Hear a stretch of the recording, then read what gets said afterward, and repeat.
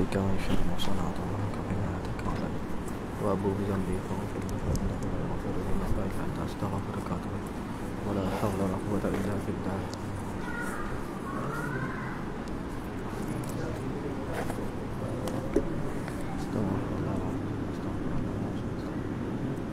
الذي لا إله إلا هو القيوم ولا حول ولا قوة إلا بالله.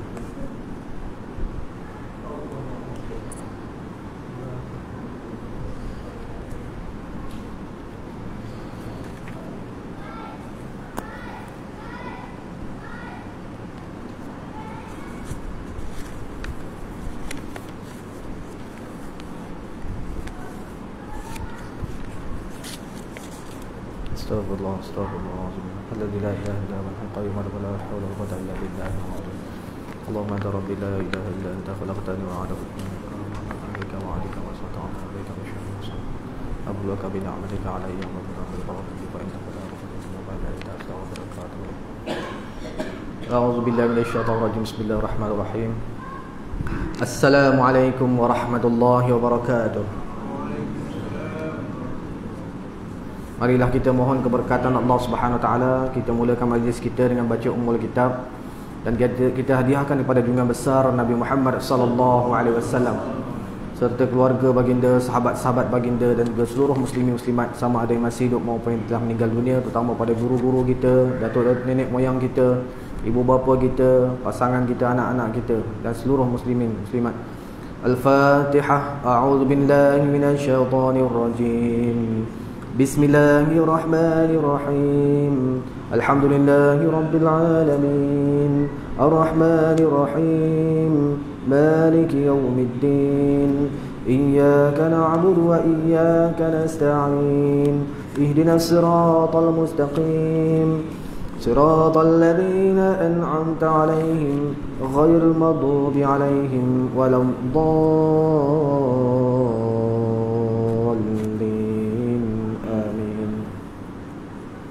Alhamdulillahilladzi khalaqal asya'a wa qaddaraha taqdira. Nahmaduhu wa nasta'inuhu wa nastahdi wa nastaghfiruh wa nu'minu bihi wa natawakkalu alayhi. Allahumma shalli wa sallim ala sayyidina Muhammad wa ala alihi wa sahbihi wa barik wa sallim. Subhanaka la 'ilma lana illa ma 'allamtana innaka antal alimul hakim. Wa la hawla wa la quwwata illa billahil 'aliyyil 'azim.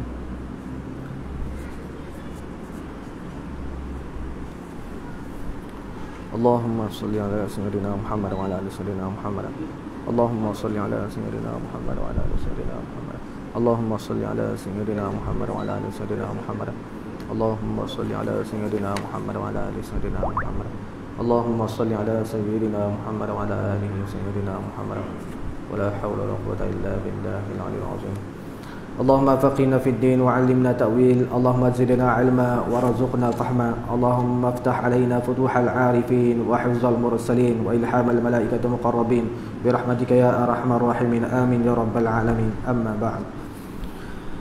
Alhamdulillah, syukur kehadiran Allah Subhanahu wa taala dengan limpah kurnia nikmat dan rahmat dia dapat lagi kita hadir ke rumah Allah Subhanahu wa taala ini bersama-sama kita mengerjakan solat maghrib berjamaah dan kita sama-sama dapat mengadakan sedikit majlis ilmu pada malam ini. Dan amat syukur pada Allah Subhanahu Wa Taala diberi nikmat kepada kita yang berterusan, nikmat iman dan juga nikmat Islam yang amat besar dalam hidup kita ini. Itu adalah satu kemuliaan yang Allah berikan kepada kita. Berarti bila kita ada satu nikmat yang besar itu, berarti Allah telah memuliakan diri kita, melahirkan kita di dalam Islam, keturunan kita semua Islam, dan juga kita dapat mengamalkannya dengan aman sentosa dalam negara kita ini. Selawat dan salam ke atas junjungan besar Nabi Muhammad sallallahu alaihi wasallam, insan yang sangat terpuji, yang sangat cinta dan juga rindukan kepada kita semua ini. Maka kita selayaknya sentiasalah berselawat kepada baginda. Mudah-mudahan dengan selawat kita itu dapat menjadi keberkatan untuk kita mengikut baginda Rasulullah SAW sampai ke syurga insya-Allah. Jadi tidak ada pilihan lain di dalam kehidupan ini melainkan kita mengikut baginda Rasulullah SAW, dan juga baginda telah berjanji akan tunggu kita untuk menyelamatkan kita di padang mahsyar di titian sirat, dan juga dia akan tunggu di pintu syurga untuk bersama-sama seluruh umatnya masuk ke syurga. Jadi dia tidak redha andai kata seorang sekalipun umatnya masuk ke dalam neraka, maka dia akan cuba selamatkan. Dari itu kita banyaklah selawat dan juga wujudkanlah kasih dan juga cinta kepada Rasulullah SAW itu dalam diri kita. Dan insya-Allah pada malam ini kita akan meneruskan lagi bacaan kitab Risalah Tauhid yang disusun oleh para alim ulama berdasarkan hadis-hadis Rasulullah SAW dan juga daripada ayat Al-Quran. Dapatlah kita membaca kitab Risalah Tauhid ini yang menghuraikan, membicarakan, membahaskan tentang sifat Allah Subhanahu Wa Taala yang Maha Agung. Dan juga pada hari ini sampai kepada muka surat yang ke-67, bahagian sifat 20, yang mana kita dah pelajari 20 sifat itu dan mengkhatamkan satu persatu perbicaraan berkenaan dengan 20 sifat. Kita dah belajar maksud sifat itu, lawan kepada sifat itu, dan juga dalil bagi sifat 20 itu. Maka kita dah pelajari 20 sifat yang wajib dan juga 20 sifat yang mustahil, berserta dengan buktinya sekali. Maka kita sebagai orang awam ini, kita bukanlah orang alim ulama, bukanlah orang yang hebat untuk membahaskan suatu kitab, tapi kita sebagai orang Islam wajib kita mempelajari ilmu ini, dan juga sekurang-kurangnya kita mempelajari tahap jumli ataupun ijmali. Ijmali disebut sebagai mempelajari tahap yang ringkas, sehingga kita sendiri faham konteks yang kita pelajari ini. Sifat 20 yang kita belajar ini mengenal kepada Tuhan yang Maha Agung, di mana bila kita tidak mengenal kepada Tuhan kita, dia boleh jadi jatuh kepada fasik. Andai kata kita bertentangan dengan syariat, maka dia boleh jatuh kepada kufur. Jadi sampai tahap macam tu. Dan juga bila mana tidak mempelajari langsung, boleh jatuh kepada dosa besar. Jadi kita mempelajari satu persatu dengan cara yang mudah dan juga ringkas. Bukanlah menelaah kitab yang besar seperti Ummul Barahin, dan juga kitab-kitab yang lain lagi karangan ulama-ulama yang besar seperti Imam Al-Qadi, Imam Haramain. Mereka banyak ulama yang menulis, banyak kitab yang telah mereka tulis untuk menerangkan tentang keagungan Allah Subhanahu Wa Taala. Dan insya-Allah pada hari ini kita sambung berkenaan dengan bahagian sifat 20, yang mana 20 sifat itu dibahagikan kepada 4 bahagian. Jadi setiap bahagian itu ada sebab-sebab yang disusun oleh para alim ulama mengikut ciri-ciri dan juga kriteria yang tertentu sesuai dengan susunan itu, agar kita lebih jelas lagi faham. Bila mana kita dapat memahami dengan lebih dalam, kita akan lebih menghargai ilmu yang kita pelajari ini dan juga setiap amal ibadah yang kita buat itu. A'udzubillahi minasyaitonir rajim. Bismillahirrahmanirrahim. Qala musannifu rahimahullahu taala wa nafa'ana wa iyyakum bi ulumihi fid dharain amin rabbal alamin. Mudah-mudahan ilmu para alim ulama ini diberkati oleh Allah Subhanahu wa taala dunia dan juga akhirat atas usaha mereka ini sampai kepada kita, dan mudah-mudahan keberkatan itu juga mengalir dalam diri kita dan juga keturunan kita insya-Allah. Adalah sifat 20 yang wajib bagi Tuhan. Yang kita pelajari dulu 20 sifat yang wajib bagi Allah Subhanahu Wa Taala terbahagi kepada 4 bahagian. Dia ada 20, daripada 20 tu bahagi pula kepada 4. Yang pertama adalah sifat nafsiyah. Ini bahasa Arab dia sebut. Dalam pelajari ilmu tauhid ini memang sangat banyak istilah-istilah bahasa Arab yang kita kena terangkan secara panjang untuk bagi faham kepada orang-orang awam. Jadi ada kala kalau kita belajar, kadang-kadang dah 20 kali belajar dah, tapi masih tak ingat lagi dia punya istilah tu. Sebab kita orang Melayu, dia sebut dalam bahasa Arab. Kenapa jadi begitu? Kerana bahasa Arab ini dia punya penjelasan dia sangat detail, sangat halus, sangat dalam maksud dia. Kalau nak tulis dalam bahasa Melayu, dia sukar untuk difahami. Maka dia tulis sifat nafsiyah. Maka dinamakan juga sifat subutiyah. Nafsiyah itu macam kita nafsi. Nafsi ini maknanya diri. Diri. Kepada diri. Sifat yang pertama ini menuju kepada diri siapa? Diri Allah Subhanahu Wa Taala.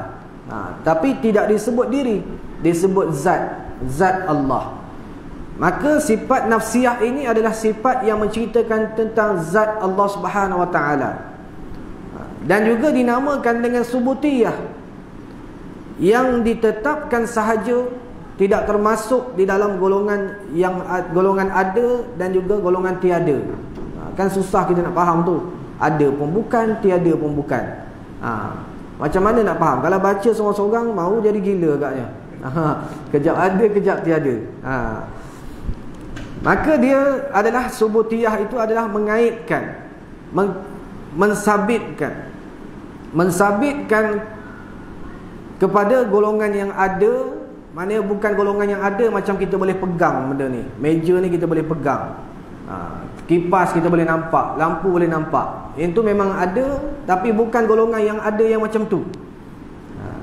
Dan dikata golongan yang tiada bukannya memang tak ada langsung. Tuhan itu semestinya ada, wajib ada padanya. Dari itu dia bukan golongan yang ada yang kita nampak seperti biasa ini, daripada segi mata kasar kita, dari segi pandangan dalam pandangan hati kita pun tak nampak juga. Mana kita pejam mata, kita bayangkan, tak akan nampak juga. Mana golongan ada tu, yang ada yang biasa kita nampak ini, sampai kita bayangkan dalam otak pun kita boleh nampak. Itu dikira sebagai ada, yang dikategorikan sebagai makhluk. Selagi mana kita boleh bayangkan, lagi itulah dia adalah makhluk. Sampai tahap bila kita sebut pun dah jadi makhluk. Jadi adanya tu adalah ada yang wajib, wujudiyah. Dan golongan tiada bukanlah memang tiada. Sebenarnya yang haknya Allah itu memang ada. Itu yang pertama, dibahagikan sifat nafsiyah. Nafsiyah itu cerita tentang diri Allah itu memang ada, bukannya golongan yang tiada, dan adanya tidak sama ada dengan makhluk. Yang keduanya adalah sifat salbiyah. Bila kita baca kitab ini, dia cerita dia sangat dalam. Dan juga bukannya dalam macam mana, dalam tu sebabkan bahasa Arab. Kalau peringkat orang yang dah faham bahasa Arab, dia rasa yang ni masih lagi ringan. Tapi bila orang yang tak faham bahasa Arab, dia rasa berat betul lah benda ni. Faktor bahasa. Jadi bila faktor bahasa, nak faham dia tu memang cukup rumit. Tapi saya insya-Allah saya cuba terangkan secara yang paling ringkas. Dan juga kalau agak sukar nak faham juga, saya cuba lukis pula cerita dia. Saya akan gambarkan melalui peta minda ke apa ke, supaya dapat faham lebih jelas lagi. Tapi kefahaman kita tak akan sampai tahap kefahaman alim ulama. Kita hanya orang awam, hanya faham untuk diri kita, faham bahawa Tuhan itu adalah Tuhan yang Maha Agung, yang sebenar-benarnya ada. Yang keduanya adalah sifat salbiyah. Ini baru dia cerita tajuk je, nanti akan diterangkan satu-satu. Nafsiyah itu salbiyah. Salbiyah ini pula tajuknya, maka dinamakan juga sifat adamiyah. Bila dia terang bahasa Arab, dia terjemah pun bahasa Arab. Tadi nafsiyah dia terangkan subutiyah, dua-dua bahasa Arab. Salbiyah dia terangkan adamiyah, bahasa Arab juga. Jadi dia sebutkan yang berbangsakan tiada. Tiada pula. Tadi ada, ni tiada. Jadi salbiyah ini diceritakan adamiyah. Tiada itu bukannya memang tak ada betul-betul, tetapi tak ada pada pandangan zahir kita. Tetapi pandangan akal kita menyatakan memang ada Tuhan itu. Memang ada sifat-sifat Tuhan itu. Sifat qidam, baqa', mukhalafatu lil hawadis itu memang ada. Memang benda yang tak boleh digambarkan dengan mata kasar gini. Tak boleh digambarkan dengan cara kita melihat depan mata sendiri. Macam kita lihat seluruh alam yang ada depan kita ini. Yang terbangsakan tiada. Tiada pada pandangan luar, tetapi pandangan akal kita mengatakan ada. Yang ketiganya sifat ma'ani. Ma'ani ni makna, maka dinamakan juga dengan sifat wujudiyah, yang terbangsa kepada ada. Daripada awal ni kita rasa memang sukar nak faham. InsyaAllah dalam sikit nanti kita akan nampak macam mana dikatakan sifat wujudiyah yang terbangsakan kepada ada. Tadi yang kedua tadi dikata tiada. Ada 5 sifat yang tiada itu. Tiada pada kharij, tapi ada pada zihin. Yang terbangsa kepada ada. Yang keempat, sifat maknawiyah, maka dinamakan juga sifat haliyah. Haliyah ni makna keadaan. Yang terbangsa kepada keadaan sama seperti yang pertama tadi, hal keadaan. Bila hal keadaan, kita boleh bagi tahu tak hal keadaan tu macam mana? Tak boleh bagi tahu. Bila kita tanya, kita pukul ataupun kita cubit seorang, aduh sakitnya, dia kata. Macam mana sakit tu, tak nampak pun. Ya ke sakit? Kita tak boleh nak tahu macam mana keadaan dia. Dia nak cerita pun tak tahu, tapi dia tahu dia sakit. Macam tu. Jadi sama hal keadaan. Satu hal keadaan itu bukanlah boleh kita nampak dengan mata, tak boleh kita gambarkan bagaimana, tapi kita faham dengan akal. Yang tu dinamakan faham secara zihin. Zihin. Bila kita nampak secara luar ni dinamakan kharij. Luaran dan juga dalaman tu ada berbeza. Sebab itulah ilmu tauhid ini adalah ilmu ruh. Perbicaraan berkenaan benda yang di dalam ruh kita untuk ambil faham, supaya ruh kita dekat kepada Allah Subhanahu Wa Taala. Walaupun kita sebagai contoh, kita di luar ni memang kita boleh berzikir, boleh berselawat, boleh baca Quran, tetapi dalam tandas boleh tak kita baca? Dalam tandas siapa kata tak boleh baca? Dalam hati kita tetap juga baca. Walaupun di mana saja, tempat kotor tu, tempat bersih ke, hati kita tetap dekat kepada Allah. Itu maksudnya roh kita sentiasa dekat kepada Allah. Cuma jasad kita saja, secara zahir saja kita menghormati. Bila berada tempat kotor, kita tak adalah bercakap, berzikir secara terang-terangan, baca Quran secara jelas di tempat yang kotor itu. Dan kita tengok apa yang dijelaskan 4 perkara tadi. Nafsiyah, salbiyah, ma'ani dan juga maknawiyah ini. Nafsiyah kepada diri, salbiyah ini, adabiyah tu maksud menafikan. Yang mana ma'ani ini menceritakan tentang makna sifat itu. Ada 7 sifat itu, makna dia apa. Dan juga maknawiyah, dibahagikan kepada 4 bahagian itu. Jadi kita baca satu persatu. Lepas kita dah habis baca nanti, baru saya akan lukiskan cerita dia, bagaimana gambaran tu. Yang pertama, sifat nafsiyah adalah makna sifat nafsiyah itu ialah sifat yang dibangsakan kepada zat Allah. Mana menceritakan, bangsa ni mana jenis cerita dia. Kalau kita kata bangsa kan, bangsa Arab, bangsa Melayu, bangsa India, bangsa Cina, situ pula fahamnya. Sebab kita biasa yang tu. Tapi ini bahasa lama. Bahasa lama, orang-orang lama dulu dia kata, kau ni bangsa apa? Orang cakap sekali tak nak dengar, pakai juga bangsa. Jadi jenis apa maksudnya? Jenis apa sifat ini? Sifat nafsiyah ni. Sifat nafsiyah ni adalah jenis yang menceritakan kepada zat Allah. Yang saya cerita tadi, maknanya bukan kepada nama, bukan kepada yang lain, tapi pada diri Allah Subhanahu Wa Taala, yang kita tidak sebut diri, tapi kita sebut zat Allah, iaitu sifat wujud. Satu sahaja sifat wujud itu.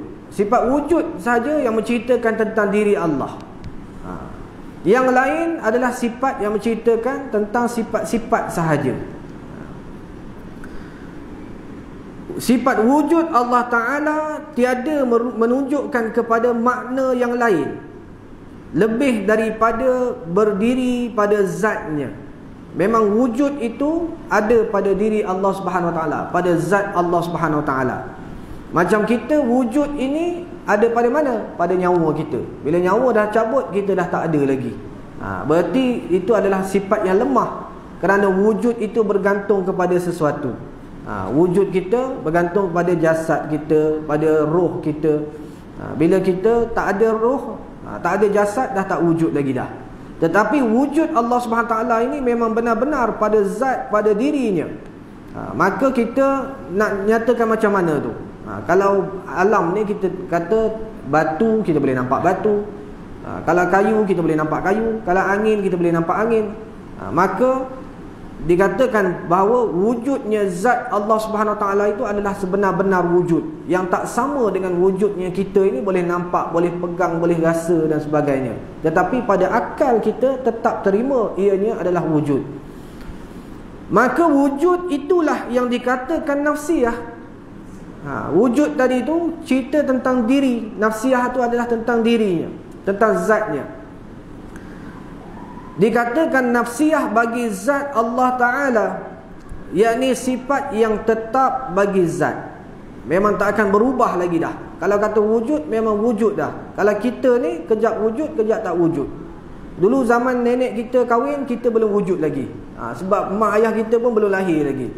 Jadi mana tak tetap wujud kita. Akan datang bila sampai cicit kita, belum tentu lagi kita wujud. Dari itu wujud kita ini tidak tetap. Yang mana disebutkan zat Allah SWT, yakni sifat yang tetap. Mana sifat tu memang tetap wujudnya bagi zat, selagi ada zat dan juga tiada suatu kerana pun. Kenapa Allah wujud? Bukannya kerana dilahirkan, bukan kerana direka bentuk, bukannya dicipta, tetapi Allah memang wajib wujud, bukan keranakan sesuatu. Maka sebab wujud itu dinamakan sifat nafsiyah, kerana sebenar-benar wujud itu menunjukkan kepada diri zat sahaja. Jadi itu yang saya katakan, mana menceritakan tentang diri Allah SWT itu benar-benar wujud. Hanya cerita tentang diri Allah satu sahaja. Tiada lain dan tiada boleh dipisahkan sifat wujud itu daripada zat. Kerana dia memang hak milik dia wujud itu. Tak boleh dipisahkan. Kalau kita makhluk ini ada sifat wujud, ada sifat tidak wujud, maka kita ni boleh diceritakan tak ada. Ada masa kita kata kita ni tiada. Maka kita berpegang dengan dua. Ada pun ya, tiada pun ya. Di situ yang dinyatakan harus ada. Harus ada, harus tiada. Kedua-duanya sekali. Tapi bagi Allah tak boleh pisahkan. Wujud tu memang milik dia, mutlak hak dia. Tak boleh dipisahkan. Tak ada istilah tiada bagi Allah SWT. Bagaimana sifat yang lain? Maka hakikatnya sifat nafsiyah itu ialah hal yang wajib bagi zat selagi ada zat. Ditekankan lagi, tidak dikeranakan dengan suatu kerana pun. Diulangkan lagi, ditekankan lagi, bukannya ada sebab apa-apa. Ia mawujud pada zihin, pada fikiran. Pada fikiran kita memang benar-benar terima Allah tu wujud. Tetapi tiada mawujud pada kharij, iaitu luaran. Kalau luaran maka manusia boleh memperkotak-katikkan Tuhan itu. Macam Sayyidina Umar radhiyallahu anhu, dia menangis, dia ketawa. Dia teringat zaman dia jahiliah dulu. Zaman jahiliah tu dia buat patung daripada tepung campur kurma. Lepas tu dia bawa kat tempat sembahan, tempat orang sembah ramai-ramai. Dalam perjalanan dia makan sikit, dalam perjalanan dia makan sikit, jalan-jalan lagi dia makan sikit, sampai kat tempat sembah tu Tuhan dia dah habis kena makan. Dia ketawa sendiri, dia fikirkan. Jadi itu mana benda yang zahir dia boleh perkotak-katikkan oleh makhluk sendiri. Mana sifat itu lemah, sifat yang tak logik, tak masuk di akal. Ini dikatakan pada akal kita terima Tuhan itu memang ada, tetapi dia adalah yang maha kuasa, yang maha agung. Tidaklah dapat kita melihat, tidaklah diizinkannya lagi untuk kita melihat pada dunia ini. Di dunia ini, itu sifat nafsiyah. Yang pertama, sifat nafsiyah cerita pasal wujud. Wujud Allah itu memang hak milik dia. Yang keduanya sifat salbiyah. Apa pula sifat salbiyah ini? Adalah makna sifat salbiyah itu ialah sifat yang dibangsakan kepada menafikan atau menidakkan apa yang dinafikan, apa yang ditidakkan, maka sifatnya adalah 5. Yang pertama qidam, kedua baqa', ketiga mukhalafatuhu lil hawadith, qiyamuhu bi nafsihi wahdaniyah. Qidam itu sedia. Allah Subhanahu wa ta'ala wajib sedia bagi dia. Allah Subhanahu wa ta'ala baqa', iaitu kekal, wajib Allah itu kekal. Mukhalafatuhu lil hawadith, Allah itu wajib, dia tidak sama dengan apa-apa makhluk sekalipun, berbeza dengan makhluk. Qiyamuhu ta'ala bi nafsihi, Allah itu berdiri dengan sendirinya, tidak ada menumpang mana-mana kuasa. Memang benar-benar segala kuasa ni adalah mutlak milik dia, tak perlu dia perlu bantuan mana-mana. Dan juga wahdaniyah, Tuhan ini wajib esa. Esa ni kita ada kala sebut satu, ada kala tak layak disebut satu, kerana tak boleh dinomborkan, maka disebutkanlah esa. Jadi 5 perkara ini dinafikan. Kaedah menafikannya adalah di dalam sifat salbiyah ini. Salbiyah ini menceritakan 5 sifat ini adalah menafikan segala yang lemah, sifat yang lemah. Maka sebab dinamakan salbiyah kerana dengan 5 sifat itu yang menolak dan menafikan Allah SWT bersifat dengan lawan daripada 5 tadi, dengan segala kekurangan atasnya seperti yang ada di dalam ini. Dinyatakan di bawah ini. Yang pertama qidam tadi, Allah sedia. Sedia apa? Saya dah terangkan yang lepas. Bukannya sedia nak berlari, bukan sedia nak bangun, bukan sedia nak duduk, ataupun bukan sedia nak keluarkan kuasa, tetapi dia sedia ada. Macam kita ini dah dilahirkan, maka macam mana kita ada? Kita ada kerana dilahirkan. Bangunan ini macam mana ada? Bangunan ini dibina, bukannya sedia ada. Tapi bagi Allah SWT, dia sedia ada, itu dinamakan qidam. Qidam ini menafikan Allah SWT itu ada permulaan. Start bila Allah ada? Sejak azali lagi, kita boleh cakap macam tu. Itu bahasa Melayu yang mudah. Kalau bahasa yang tepat adalah qidam. Kalau kita kata sejak azali, kadang-kala makhluk pun kita guna sejak azali. Tetapi dibenarkan oleh alim ulama dalam ulama tasawuf ini, ulama tauhid ini, dia kata boleh menggunakan azali, kerana itu yang kita faham. Yang tu je yang kita faham. Kalau nak faham bahasa lain lagi payah. Kalau kita kata qidam, Allah tu qidam, ramai orang tak faham qidam tu apa. Jadi bila kita faham dalam bahasa Melayu, qidam itu Allah sedia ada sejak azali lagi. Jadi sejak bila? Sejak qidam lah paling mudah, yang dekat sikit dengan qidam ini. Sejak bila Allah ni ada? Sejak qidam. Memang tak ada permulaan. Itu bahasa dia. Nak kata tak ada permulaan, nanti kan orang susah nak faham juga. Tak ada permulaan macam mana? Dia faham dunia ni semua ada permulaan. Maka tak sama dengan makhluk, tiada permulaan. Dan juga baqa', menafikan Tuhan itu ada kesudahan. Ada kesudahan, ataupun Allah tu mati, ataupun Allah itu hancur. Dia nafikan segala-gala itu. Maka baqa' inilah mengatakan Allah tu kekal. Dan juga mukhalafatuhu lil hawadith, menafikan bersamaan dengan segala yang baharu. Kalau ada kata yang sana Tuhan, sini Tuhan, manusia tu Tuhan, ada yang mengaku jadi Tuhan, tu semua tak betul. Memang tak sama dengan yang baharu. Bagaimana menafikan? Sifat salbiyah menafikan dengan mukhalafatuhu lil hawadith. Jadi semua salbiyah ini menceritakan penafian. Yang keempat, qiyamuhu ta'ala bi nafsihi. Allah berdiri dengan sendirinya, menafikan bahawa Allah berhajat kepada yang lain. Macam kita ini berhajat kepada udara. Kalau tak ada udara, kita mati. Jadi Allah cipta alam, cipta manusia, cipta malaikat. Kenapa? Adakah Allah perlukan malaikat? Tak. Tetapi malaikat perlukan Allah. Adakah Allah perlukan manusia? Tak. Allah tak perlukan manusia, tapi manusia yang perlukan kepada Allah. Jadi tidak ada istilah Allah perlukan yang lain. Kita menafikan segala hajat terhadap makhluk, yang mana Allah ini tetap berdiri dengan sendirinya, dia tak berhajat kepada mana-mana pihak sekalipun. Dan juga wahdaniyah, menafikan Allah ni berbilang-bilang.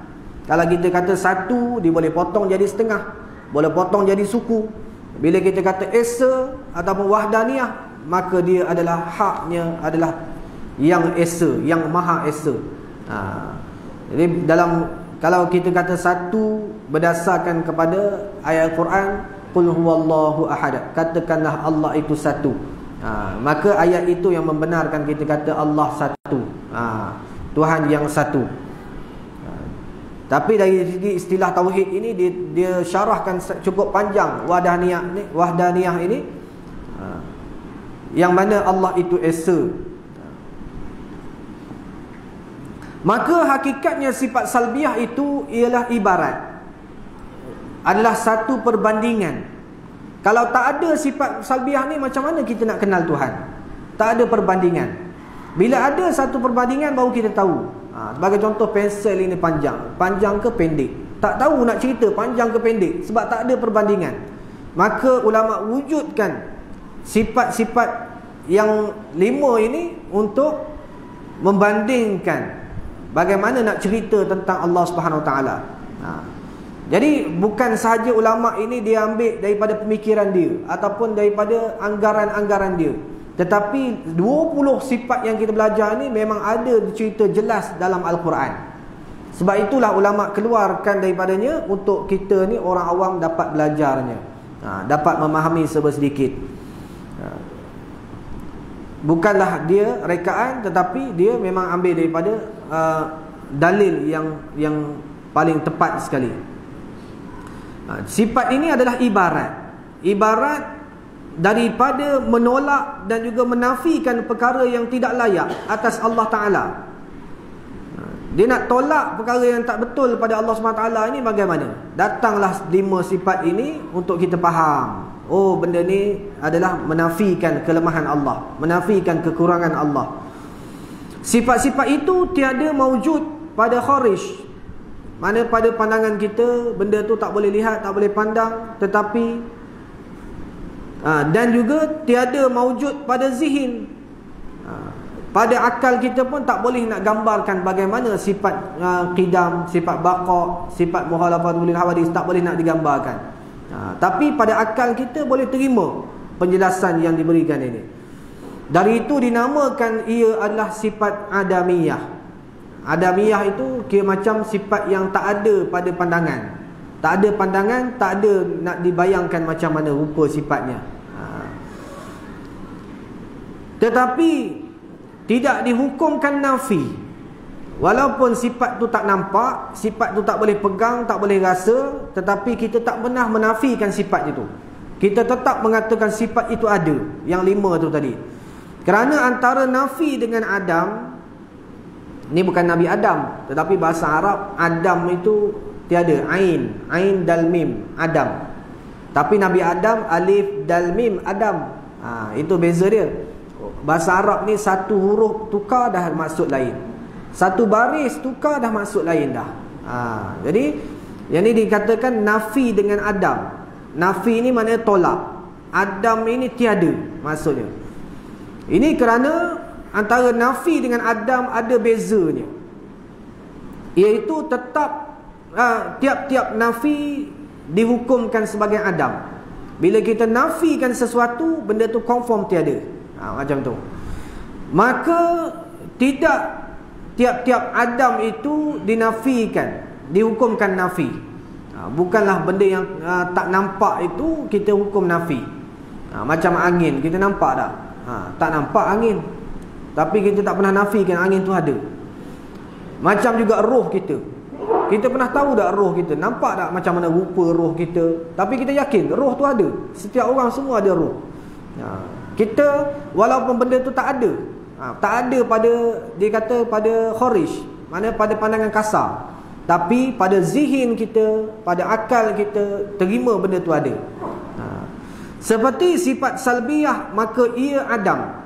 Sifat salbiyah ini kita tak boleh nak gambar, nak nampak macam mana rupa dia, tetapi tidak dinafikan. Kita tak pernah nafi sifat salbiyah ini. maka nyatalah adam itu am dan juga nafi itu khas. Itu sebut sedikit berkenaan sifat salbiyah. Jadi apa kerja sifat salbiyah tadi? Menafikan. Yang pertama tadi sifat nafsiyah. Nafsiyah tu apa kerja dia? Cerita tentang diri Allah, tentang zat Allah. Yang kedua ni sifat salbiyah. Apa kerja dia? 5 sifat itu menafikan segala kelemahan Allah, kekurangan Allah. Dan yang ketiga sifat ma'ani. Masuk kepada ma'ani pula. Ma'ani ini adalah kalimah itu berpecahan daripada kalimah makna. Ma'ani adalah makna, makna adalah ma'ani. Macam tu. Ertinya dalam bahasa Melayu, ma'ani ini adalah erti. Erti itu adalah ma'ani, ma'ani itu adalah erti. Dan makna yang kedua adalah tujuan. Apa maksud ma'ani? Ma'ani itu tujuan. Tujuan itu adalah ma'ani. Macam tu. Jadi sekarang kita faham ma'ani itu apa? Ma'ani itu adalah tujuan. Bila tanya lagi ma'ani itu apa? Ma'ani itu adalah erti ataupun maksud. Jadi sifat yang ada dalam ma'ani ini nak menerangkan maksud sifat Allah Subhanahu Wa Taala. Macam tu. Seperti mendengar ialah makna ataupun tujuan yang terbit daripada telinga. Macam kita ni mendengar ini daripada mana? Mendengar daripada telinga. Telinga ni tujuannya untuk apa? Untuk mendengar. Macam tu. Itu perbandingan tentang kepada kita makhluk ini. Maka dikatakan Tuhan itu bersifat dengan makna jua, iaitu sifat mendengar dengan tiada sifat telinga, kerana ia mendengar dengan tiada telinga. Kalau kita makhluk dengar guna telinga, cabut telinga hilanglah dengar, ataupun sumbat telinga ni dah tak boleh dengar. Berarti telinga kita ni lemah, pendengaran kita ni lemah, kerana pendengaran kita menumpang pada sesuatu. Tetapi Maha mendengar Allah Subhanahu Wa Taala, dia tidak menumpang pada telinga, memang berdiri pada zatnya. Memang pada dirinya ada sifat mendengar. Sifat mendengar itu bukanlah menumpang. Yang tu nak memakna, nak fahamkan ma'ani ni adalah satu sifat yang berdiri pada zat Allah. Daripada itu contoh satu, mendengar saja dia bagi. Maka jadilah tujuan sifat ma'ani itu ialah sifat yang ada lagi sabit berdiri pada zat Allah Ta'ala. Dia sabit pada berdiri pada zat Allah Ta'ala. Kalau baca sendiri memang pensan nak memahamkan. Jadi dia nak ceritakan segala-gala sifat ma'ani ni adalah sifat yang memang mutlak ada pada Allah. Bukan yang menumpang pada mata, bukan menumpang pada telinga, bukan ilmu dia menumpang pada otak, bukan. Itu adalah makhluk, semua sifat makhluk. Tetapi bila kita faham pada Allah Subhanahu Wa Taala ini, segala-gala sifat ma'ani ini, kudrat dia, ke iradat dia, kehendak dia, ilmu dia, hidup dia tu bukan yang menumpang pada nyawa. Mendengar dia bukan menumpang pada telinga, pada diri dia sendiri. Memang itu sifat dia sendiri.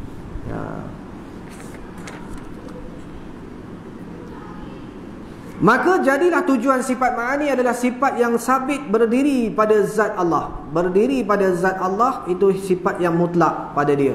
Maka apabila kita kata kuasa, menghendaki, yang pertama menghendaki, yang kedua mengetahui, yang ketiga mendengar, yang keempat melihat, yang kelima hidup, yang keenam berkata-kata.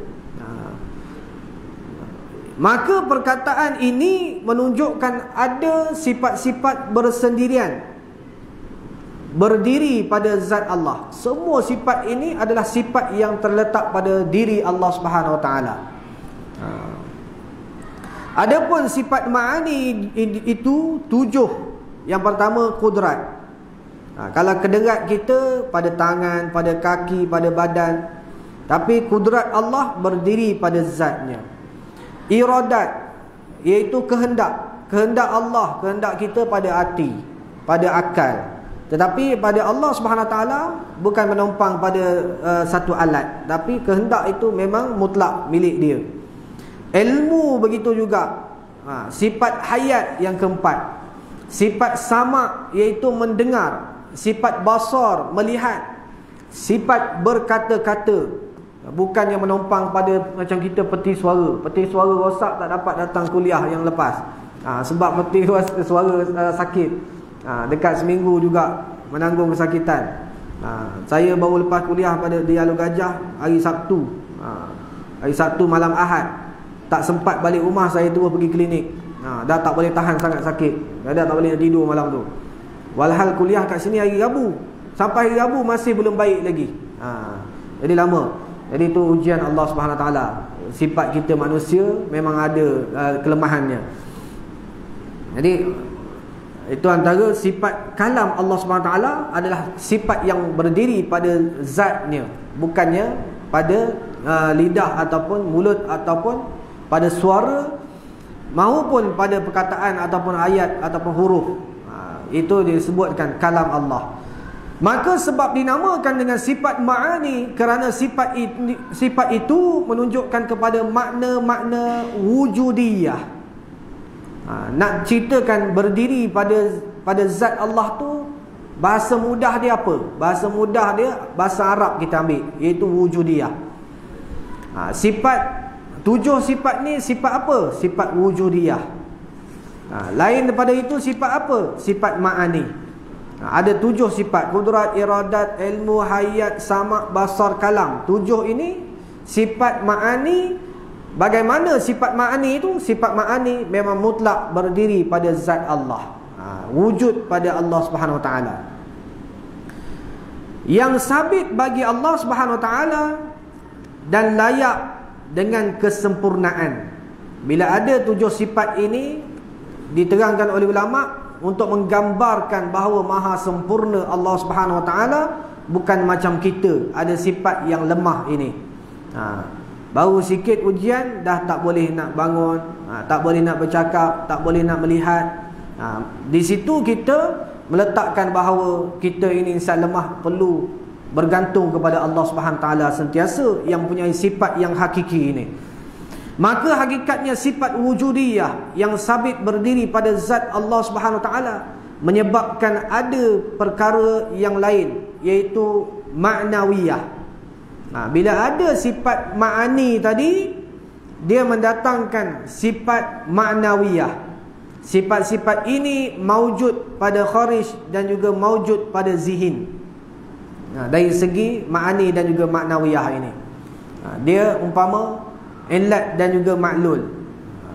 Macam tangan ini memegang pensel, tapi bila kita goyangkan tangan, orang kata pensel yang bergerak. Walhal tangan yang bergerak. Tangan bergerak ke pensel bergerak? Disebabkan tangan bergerak, maka pensel pun bergerak. Macam tu juga, bila ada sifat melihat, maka keadaan Allah SWT sentiasa melihat. Macam mana sentiasa melihat? Kalau kita dah masuk abuk dah mata, di situlah lemahnya pemikiran kita.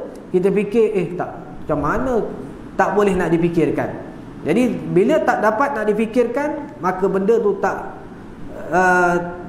tak boleh digambarkan dengan secara kharij, dia kata. Tetapi pada zihin, akal kita boleh terima. Dan yang keempat adalah sifat ma'nawiyah. Ma'nawiyah ini ekoran daripada ma'ani tadi. Ma'ani, ma'nawiyah, dia hampir-hampir, kerana perkataan dia daripada perkataan asal yang makna yang sama, daripada makna juga. Adalah kalimah ma'nawiyah itu nisbah. Nisbah daripada apa? Nisbah daripada kepada makna tadi, ma'ani itu. Bila disebut makna, sama dengan ma'ani tadi. Terbangsa kepada ma'ani, maka sifatnya ada 7 juga. Tadi ma'ani ada 7, dan juga ma'nawiyah pun ada 7. Bila ma'ani kata kudrat, ma'nawiyah kata kaunuhu qadiran.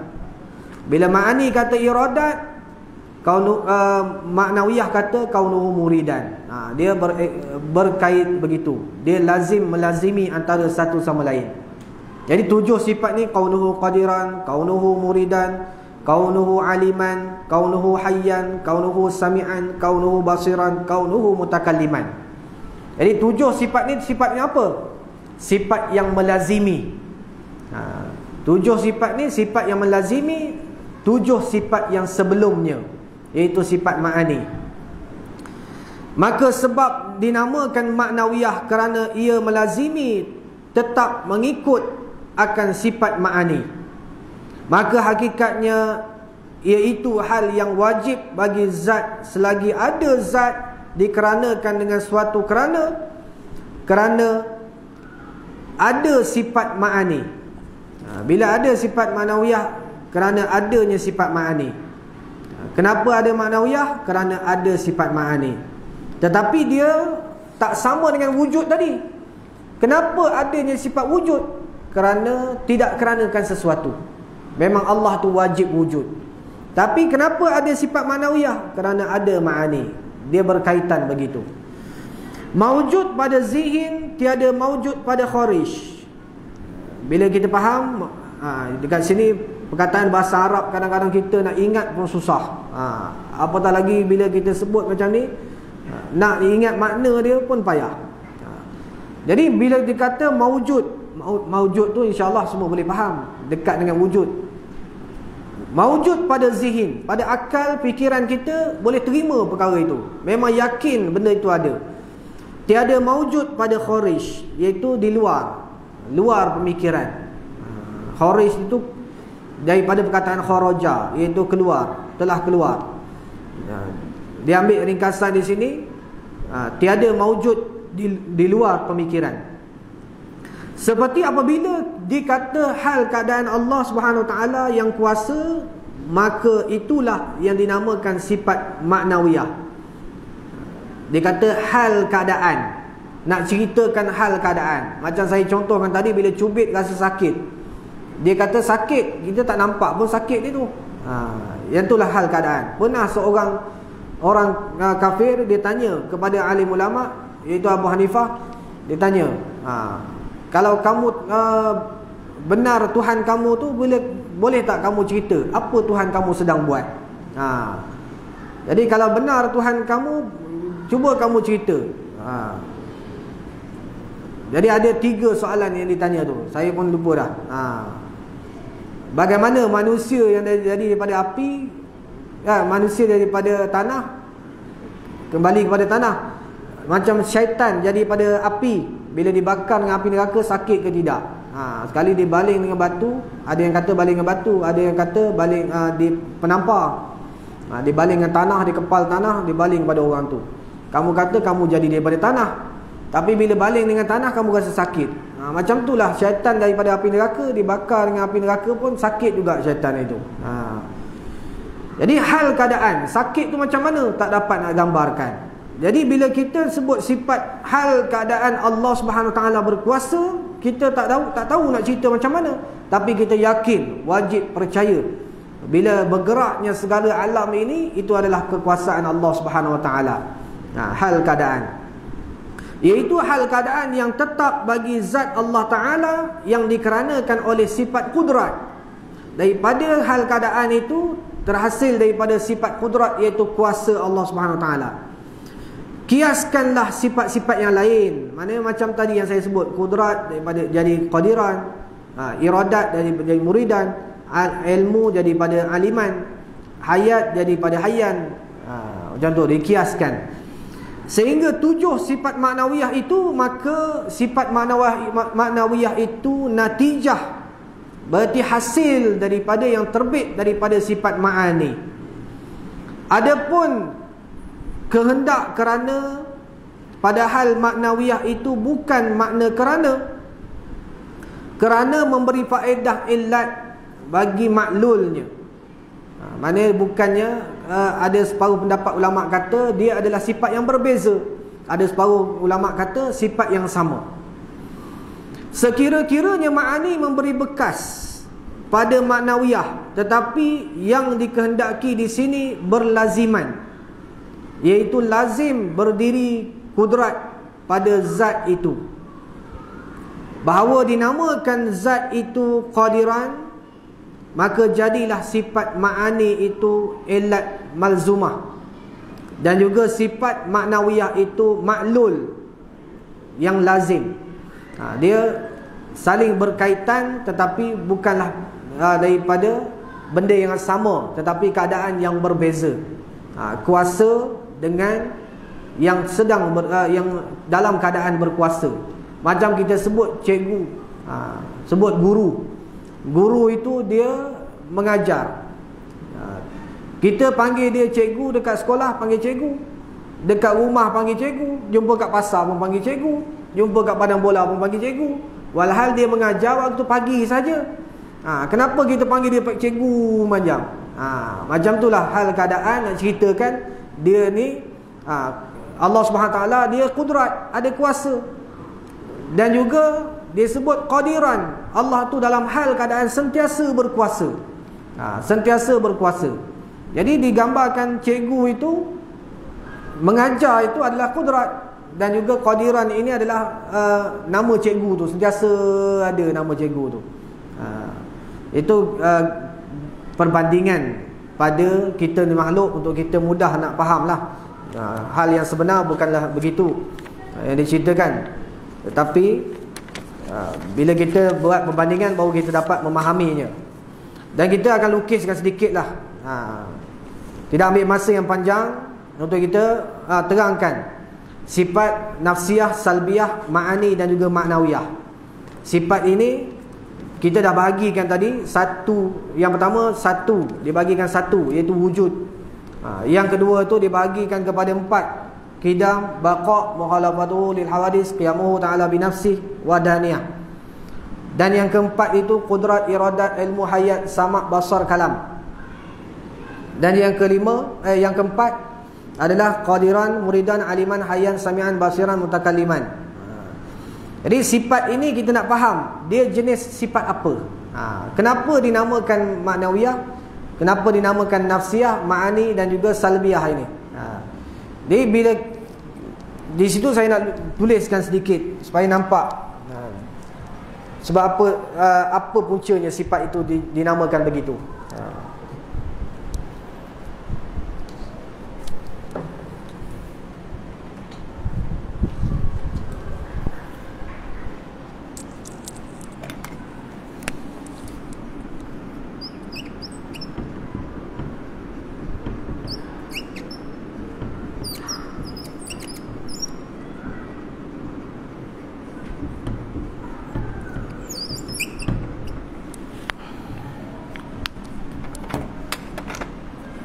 Yang pertama adalah sifat nafsiyah.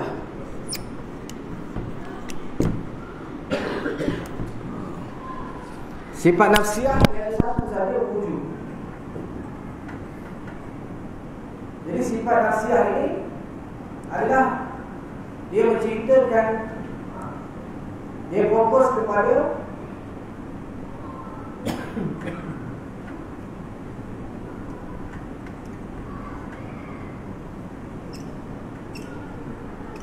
pada zat Allah.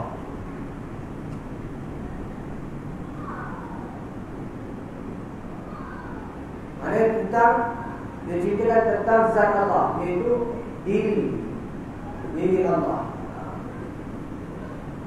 Jadi ada yang tak faham zat tu, saya tuliskan diri Allah. Berarti wujud ni satu-satunya sifat yang ceritakan tentang diri Allah, iaitu Allah itu ada. Dan juga salbiyah. Salbiyah dia ada 5 sifat. Ada 5 sifat. Yang ni ada satu sahaja sifat. Jadi 5 sifat salbiyah ini tujuan dia adalah menafikan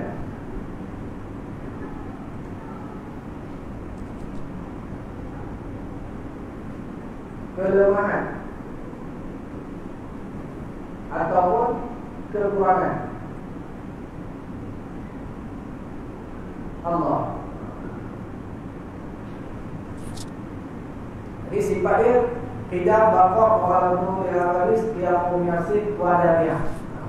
Dan juga sifat ma'ani. Sifat ma'ani tadi maksudnya sifat mana? Sifat mana yang menerangkan wujud dia.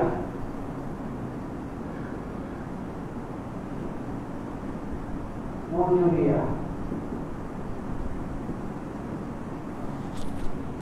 yang sebenarnya mana wujud dia ni, iaitu sifat itu mutlak miliknya. Wujud dia ni macam mana contohnya? Contohnya kalau kita bagi Allah SWT, dia maha melihat. Maha melihat. Maha melihat. Melihatnya itu bagaimana? Melihatnya, sifat melihat ini adalah berdiri pada zat. Maksudnya pada dirinya, memang mutlak dirinya.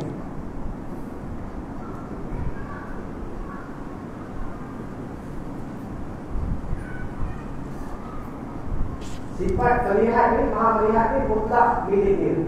Mutlak milik dia. Itu nak ceritakan. Itu satu yang disebut tadi. Sifat itu ada 7 sifat. Daripada sifat Qudrat, iradat, ilmu, hayat, sama, basar, kalam. Sifat kalam, sama, basar itu menceritakan semua sifat itu adalah wujudiyah. Kategori sifat wujudiyah yang menyatakan sifat itu adalah mutlak milik Allah. Tidak ada sedikit kekurangan padanya.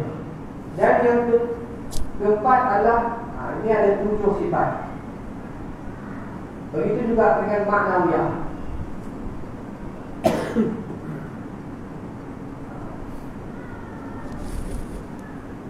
Maknawiyah ini adalah sifat yang lazim, melazimi.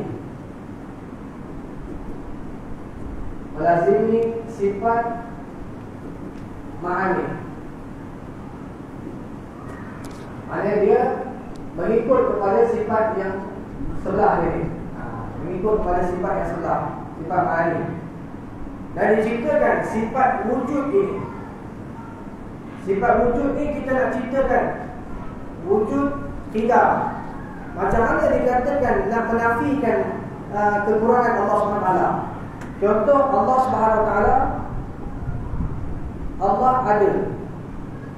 Sebelum alam ini dicipta, Allah ada. Lepas tu ketika itu, sebelum alam dicipta, pada mula-mulanya alam ini masih tiada. Di awalnya hanya Allah SWT sahaja yang ada. Dan juga bila alam ini dicipta, Allah tetap ada juga. Allah ada, alam ini ada. Dan yang ketiganya, bila alam dah dimusnahkan sampai hari kiamat. Ketika hari kiamat, alam Allah tetap ada. Alam dah tiada lagi. Di sini nak nyatakan sebelum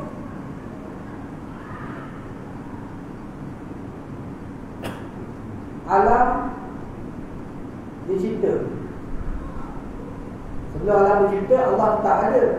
Jadi di sini nak nyatakan bahawa di sini adalah sifat qidam.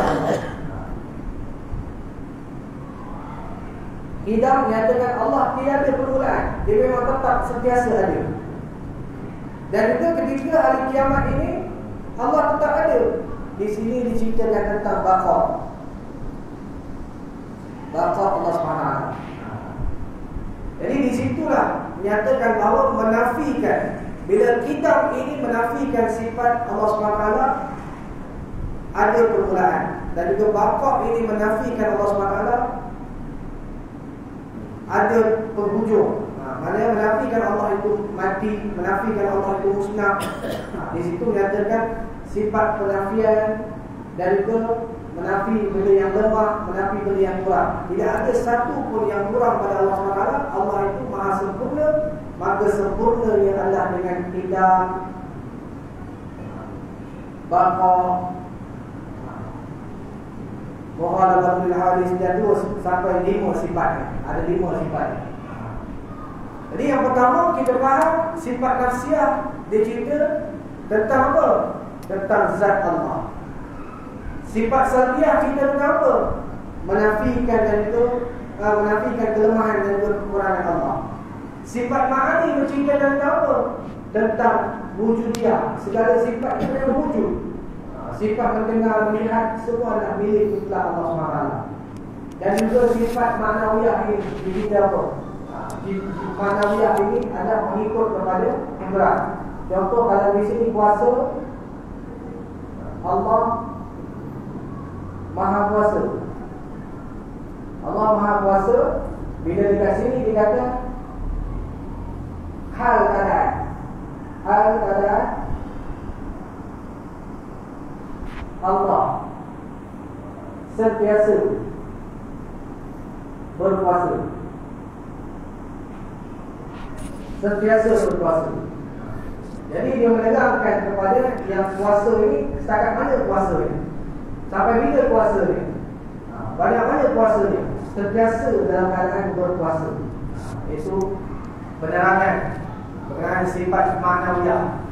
Dia memberi makna kepada ma'ani. Ma'ani ini menjelaskan bagaimana keadaan sifat itu, siapa yang punya, memang betul-betul mutlak milik dia, dikatakan sebagai wujudiyah. Wujudiyah. Sifat yang ada pada kita ni wujud tak? Sifat yang ada pada kita adalah sifat yang sementara, sifat yang bukan wujudiyah. Jadi bila sifat yang sementara dikira sebagai sifat yang baharu, sifat yang baharu yang tidak kekal. Hanya sifat Allah SWT saja sifat yang kekal, maka disebut segala sifat itu sebagai wujudiyah. Itu saja yang dapat dikongsikan pada hari ini. Berkenaan dengan salbiyah ni tadi, ada satu lagi benda. Salbiyah ini adalah perbandingan. Salbiyah ini perbandingan, nak ceritakan macam mana kita nak tahu Tuhan itu lemah ataupun tidak. Maka bila kita tahu Tuhan itu ada sifat qidam, maka kita tahulah dia ni adalah tak pernah dicipta ataupun tak pernah diwujudkan oleh sesiapa. Kalau kata tak ada sifat perbandingan ni, contoh saya nak bagi perbandingan lah. Bandingan contoh garisan ini. Garisan ini garisan panjang ke pendek? Tak tahu panjang ke pendek. Bila ada garisan yang kedua, yang ni A, yang ni B. Sekarang ni yang A ni pendek, yang B ni panjang. Tapi tiba-tiba ada pula yang C. Bila kata yang C ada, adakah panjang ini milik B? Bukan lagi. Panjang ini adalah milik C ni pula. Milik C ni. Berarti kita nak nyatakan bahawa sifat ini bila tak ada perbandingan, dia hanya satu saja. Hanya A saja. Kita tahu tak sifat ini panjang ke, pendek ke, kuat ke, tak kuat ke, maha kuasa ke, tak kuasa ke? Bila ada sifat qidam, baqa', baru kita tahu, oh, sifat dia ni tiada permulaan. Bila ada sifat baqa', oh, baru kita tahu dia ni kekal, memang tak akan musnah selama-lamanya. Jadi kalau tak ada sifat 20 ni, dekat mana kita nak buat bandingan? Ada yang kata siapa yang belajar sifat 20 dia sesat. Sebenarnya orang tu lebih sesat daripada orang yang sesat. Sebab dia tak tahu nak bandingkan macam mana. Bila ada perbandingan, baru kita dapat banding. Oh, yang panjang ini dia boleh kita ukurkan. Yang pendek dengan panjang kita boleh ukur. Baru kita tahu, dapat perbezaan antara sifat-sifat. Dari situlah wajib kita mempelajari sifat 20 ini, dan juga kita ambillah ukuran di dalam sifat 20 yang alim ulama susun ini. Bukannya dia terhasil daripada akal-akal, tetapi daripada hadis dan Al-Quran. 20 sifat ini ada diterangkan jelas di dalam Al-Quran. Sebab itulah dikeluarkan oleh para alim ulama. Bukannya cerita yang direka-reka, tetapi ini adalah perkara yang semua orang mukallaf wajib mempelajarinya. Wallahu a'lam bissawab. Mudah-mudahan apa yang diterangkan ini dapatlah faham sikit-sikit. Yang penting kita lepas sebagai orang awam, dapat belajar, memahami untuk diri kita, mengenal kepada Tuhan yang sebenar-benar, yang hakiki, yang kita sembah. Bila mana kita solat, bila mana kita mengerjakan amal ibadah, bila kita buat kerja-kerja di luar, semua kita ingat bahawa kita ni insan yang lemah, perlu bergantung kepada Tuhan yang hakiki, yang sebenar-benarnya. Apa sahaja, bila kita menghadap sesiapa sekalipun, semuanya kita ingat ini adalah makhluk Tuhan yang lemah, kita ni pun lemah. Tuhan yang sebenar-benarnya adalah Allah Subhanahu Wa Taala. Wallahu a'lam bissawab. Segala yang kurang, yang lemah, saya mohon maaf daripada awal hingga akhirnya. Ada kata terkasar bahasa, silap kata. Mudah-mudahan Allah memberi kefahaman. Kita hanya berusaha untuk mempelajarinya. Dari itu kita sudahi dengan bacaan doa. Moga Allah memberkati setiap perkara yang kita dengar pada malam ini. A'udzubillahi minasyaitonirrajim. Bismillahirrahmanirrahim. Alhamdulillahirabbil alamin. Wassalatu wassalamu ala asyrafil anbiya'i wal mursalin wa ala alihi wa sahbihi ajma'in. Allahumma inna nasta'unuka ma 'allamtana faradiluhu ila waqti hajatina. Subhanakallahumma wa bihamdika wa nashhadu an la ilaha illa anta wa nastaghfiruka wa natubu ilaik. Wa sallallahu ala sayyidina Muhammad wa ala alihi wa sahbihi wa baraka wasallam. Walhamdulillahi rabbil alamin. Wabillahi taufiq. Assalamualaikum warahmatullahi wabarakatuh.